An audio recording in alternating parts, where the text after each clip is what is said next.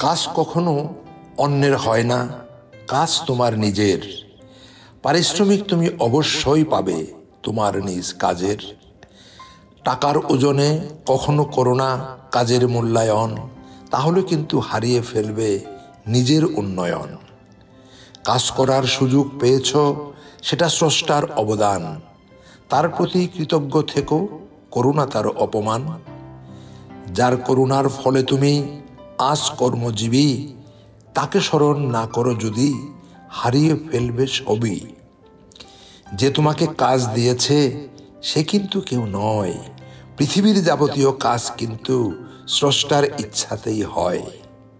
যে মানুষকে মালিক ভেবে খুশি করতে করো কাজ, সে কিন্তু আসল মালিক নয়, স্রষ্টার ভিন্ন সাজ।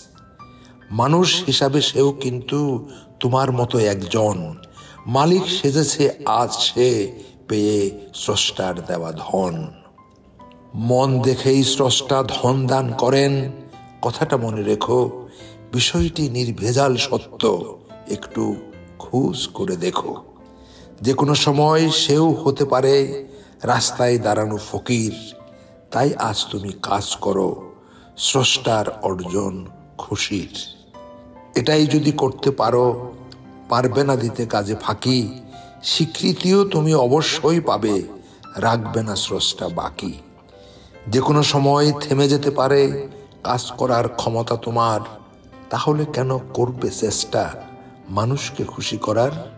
স্রষ্টাকে যদি পারো করতে খুশি তোমার করা কাজ দিয়ে, পারিশ্রমিক তুমি অবশ্যই পাবে, এহকালে না হয় পরপারে গিয়ে।